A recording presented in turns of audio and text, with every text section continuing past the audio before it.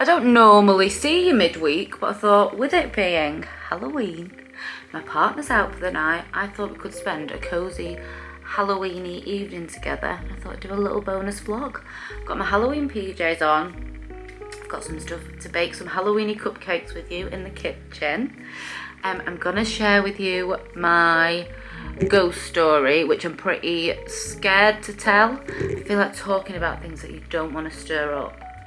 It's a risky little game because I believe in all that supernatural stuff. I don't know if you do, but I do. So I'll tell you my own personal paranormal experience. Well, I think it's paranormal. Anyway, each their own with this stuff.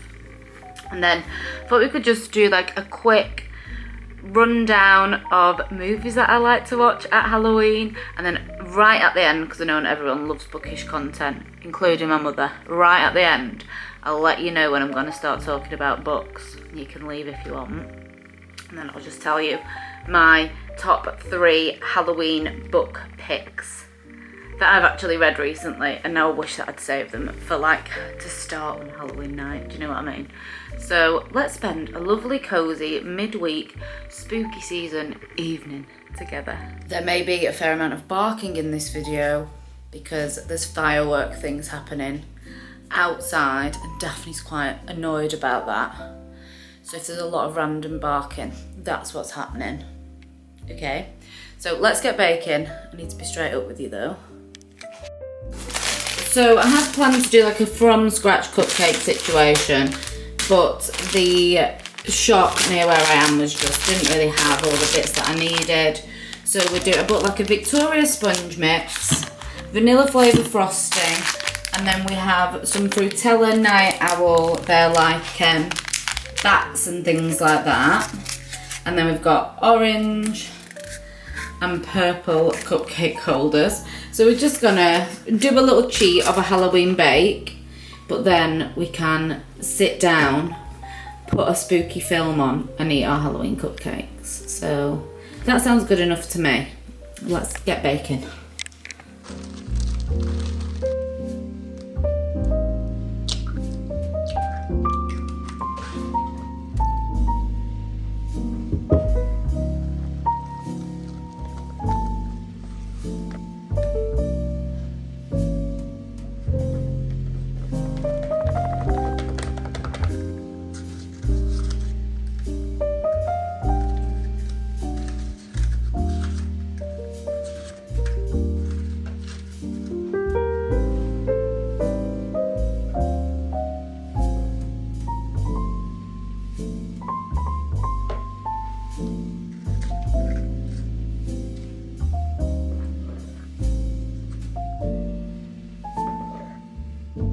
So the cupcakes are in the oven, and I thought I would take the opportunity to tell you one of my little paranormal experiences that happened. I have 5 aunties. Believe it if you want to believe it, you don't have to. This is what I experienced. I have 4 aunties. My mum's one of 5 girls. And one of my aunties is very in tune with her spiritual side. Her flat, weirdly, is next to a cemetery. It's like a 1960s, 1970s, like a masonette council flat where like the stairs are on the outside. So there's no back door, there's no way for anyone else to get in or out. No one else had a key for the flat. There was just the 2 of us there the particular night that I'm gonna tell you about. So she taught me to read tarot at a very young age. She's always been very open with the fact that she sees things and hears things and has experienced things, and she's very in tune with the spiritual world, if you will. It scares me a bit, but I've always been intrigued. So when I was about 13, she would always teach me to read tarot. I had my own tarot deck. I would read tarot.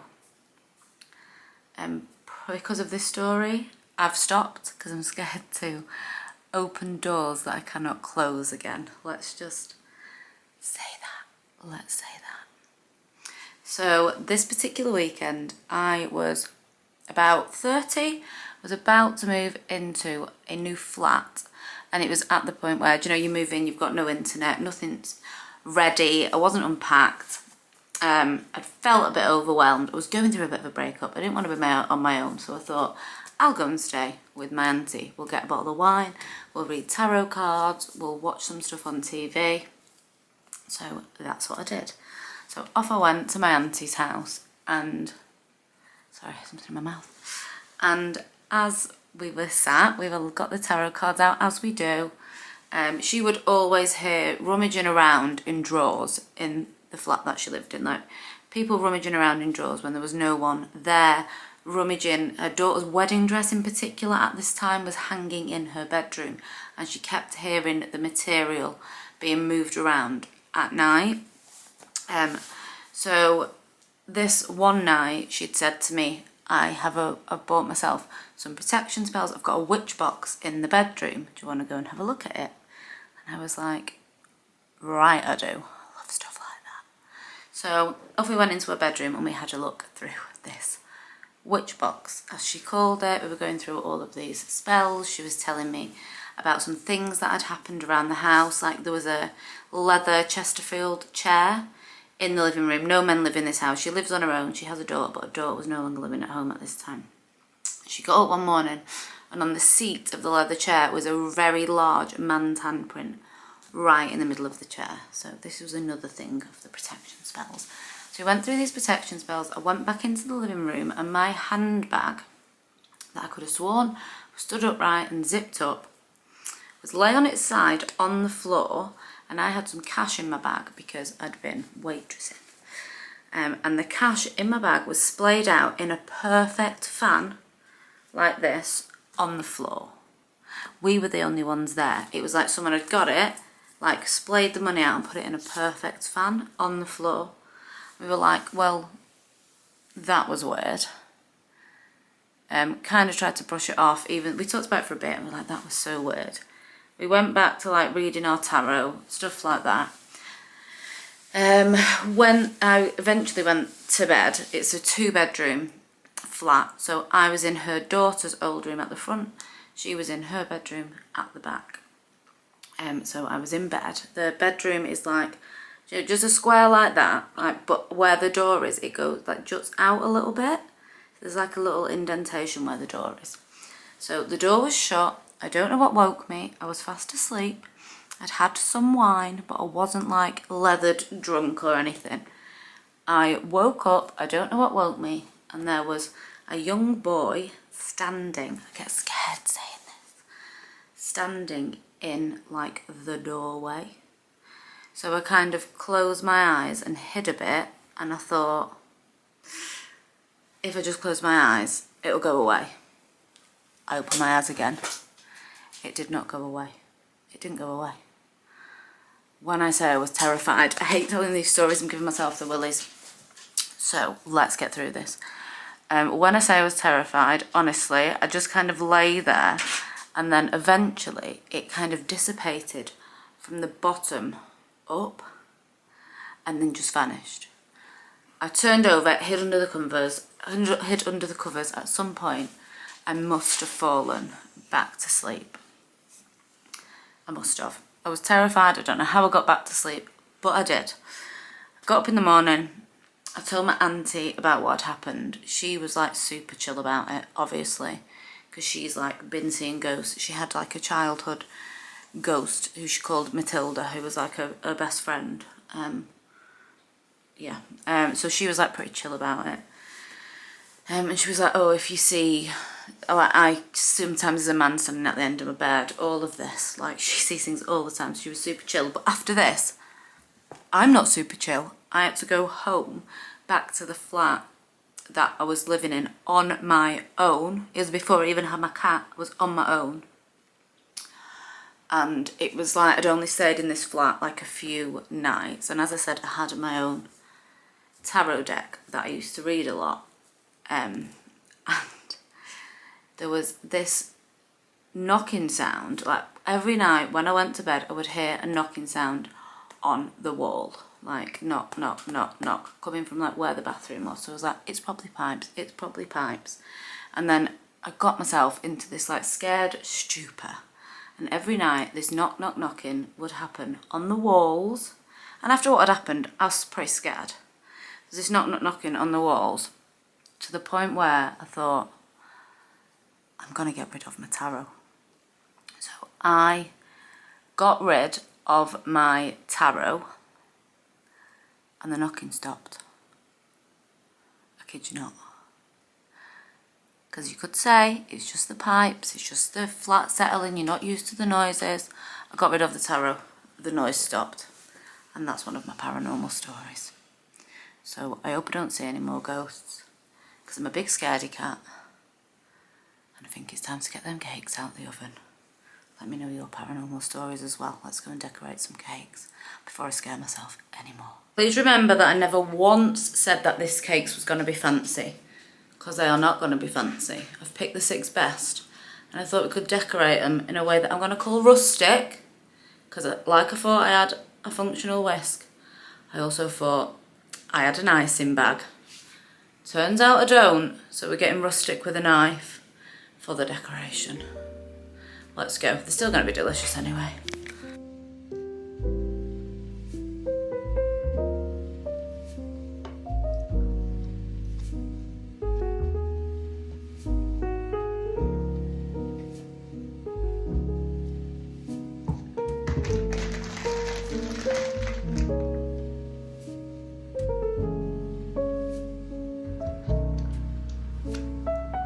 I think we can safely say that the baking was a bit of a fail. They got spiders on, beds on, but they look absolutely delicious. So can baking fail if it's delicious? I don't think so. And I had a nice time doing it, so there we go. I don't even have any kids and they look like that. Like, if you make them with your kids, you can be like, oh, it's dead cute, the kids made them.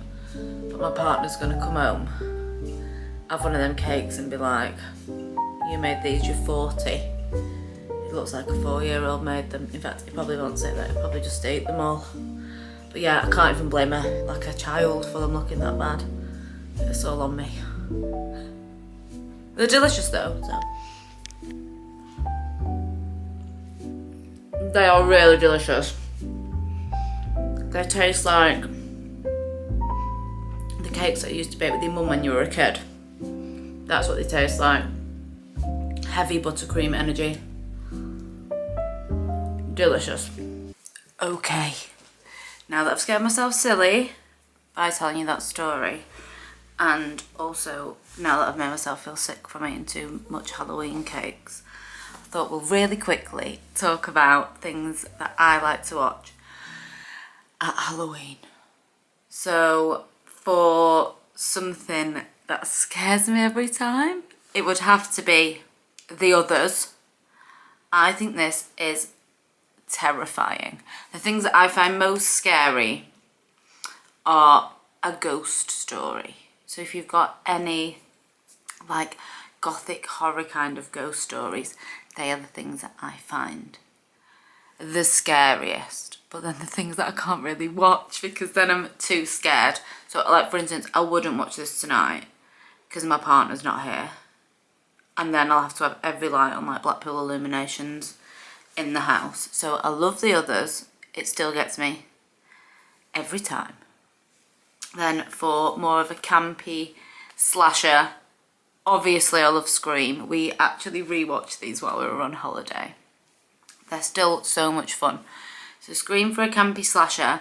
I also really enjoyed, do you know the Fear Streets that are on Netflix by R.L. Stine, who did Goosebumps? So I think there is one set in 1994, one set in 1666, and one set, I want to say in the 70s. One set in like the 70s.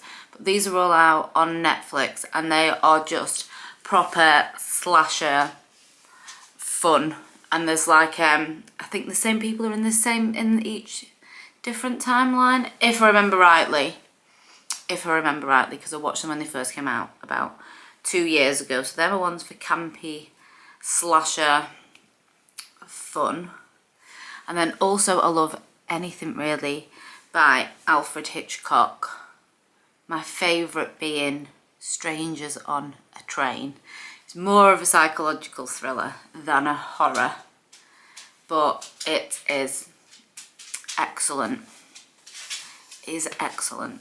So if you've not seen Strangers on a Train, go and watch that. It is so good. And I actually realised today, do you play like all the different New York Times games every day? So like Wordle and Strands, all of that. And then today on the Framed game, where you have to get like a movie within a certain number of clips, it was Alfred Hitchcock's Psycho was the answer.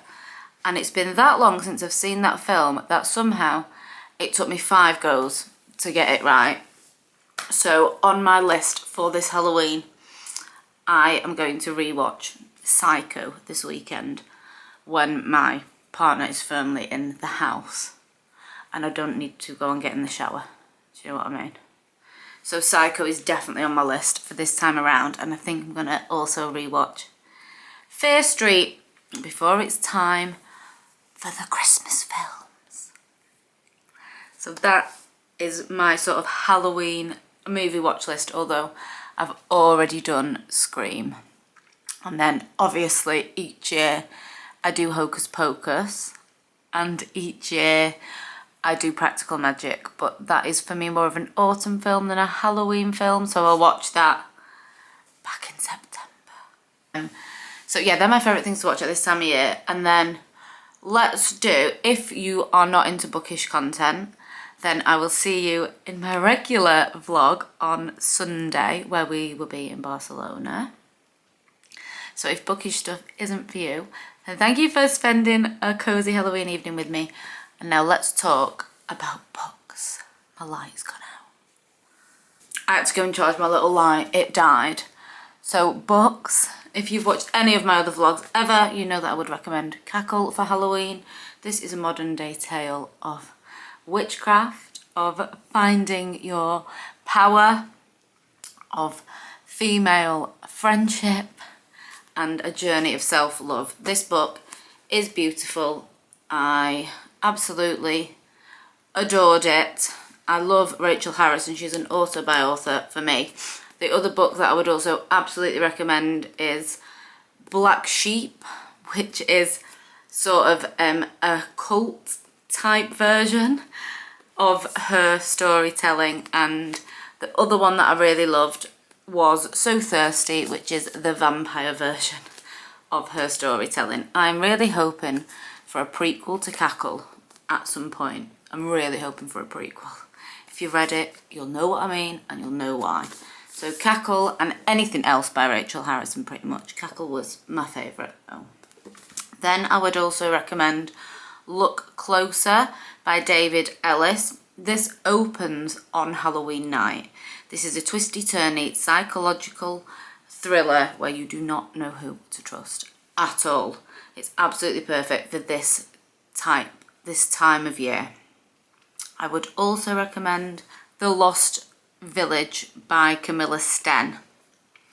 This is a town got deserted in the 1950s. A documentary filmmaker and her crew go back to the town to make a documentary about where all the citizens from this town went. Apart from 2 very strange things, it was completely deserted.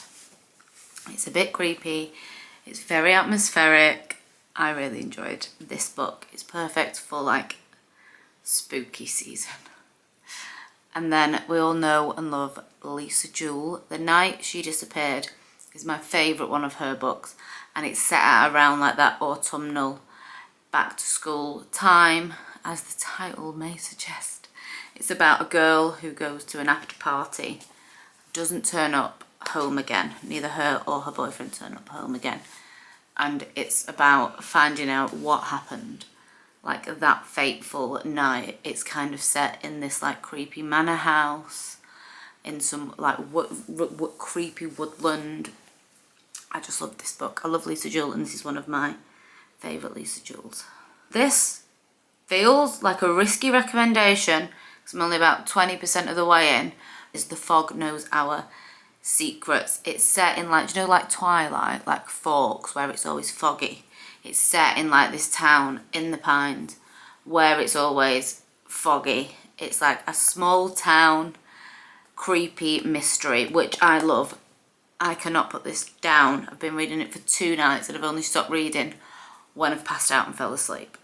So I'm only 2 nights worth of reading into this, but I've absolutely loved it. I'm going to wrap this up here because I need to get this edited and get it out for you, and I get up at 5 o'clock during the week. So I'm up at 5 o'clock tomorrow. I think it's about 7:38 now. So I'm going to head off, have a quick bubble bath, get into bed and carry on reading the book that I'm so enjoying, and get a lovely early night with my dog, who is already asleep by the door waiting for me to take her upstairs. So thank you for spending a cozy midweek evening at home with me. I'm hoping to do a lot more of this on the run up to Christmas, so we can go Christmas shopping together, do the wrapping, decorate. I can also do my normal vlogs, so although I won't be doing a full vlogmas in December, I'm going to sprinkle in a few extra vlogs for sure. Happy Halloween, happy spooky season. As always, the link to my TikTok is in my bio if you want to keep up with me on a more regular basis. Otherwise, I will see you here hopefully on Sunday. See you later.